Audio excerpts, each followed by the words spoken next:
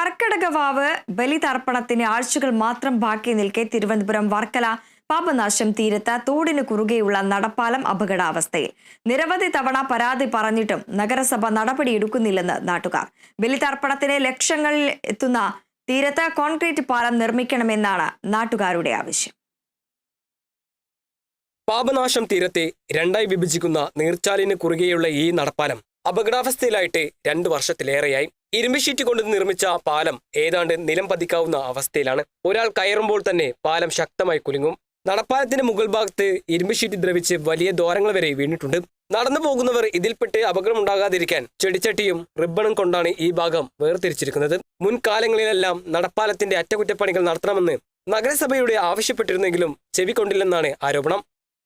ദിനംപ്രതി ആയിരക്കണക്കിന് ആളുകൾ ബലിതർപ്പണമായിട്ട് വരുന്ന കടൽ തീരാണ്. ഇപ്പൊ എന്റെ പിറകിൽ കാണുന്നത് ഇവിടുത്തെ കടലിലേക്കുള്ള ഓവുചാലിന്റെ പാലമാണ്. അത് പണിതിട്ടുള്ള ഇരുമ്പ് കൊണ്ടാണ്.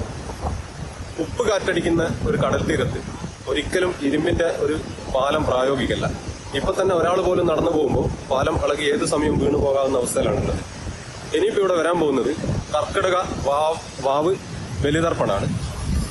ഇതിന് ലക്ഷക്കണക്കിന് ആളുകൾ ഈ ബീച്ചിൽ വന്നിട്ട് പിന്നെ കർമ്മങ്ങൾ ചെയ്യാനായിട്ട് വരുന്നതാണ്.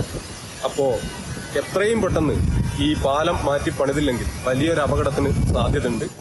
ബലിതർപ്പണത്തിനായി ദൂരെ സ്ഥലങ്ങളിൽ നിന്ന് പോലും ആളുകൾ എത്തുന്നുണ്ട്. പാലത്തിന്റെ അപകടാവസ്ഥ അറിയാതെ കൂട്ടമായി പാലത്തിൽ കയറുന്നത് മറ്റൊരു വലിയ അപകടത്തിന് കാരണമാകുമെന്ന് പ്രദേശവാസികൾ പറയുന്നു. കടൽ തീരത്ത് ഇരുമ്പ് ഷീറ്റിൽ പാലം നിർമ്മിക്കാൻ സാധിക്കില്ല. കടൽക്കാറ്റേറ്റി തുരുമ്പെടുക്കാനുള്ള സാധ്യത കൂടുതലാണ്.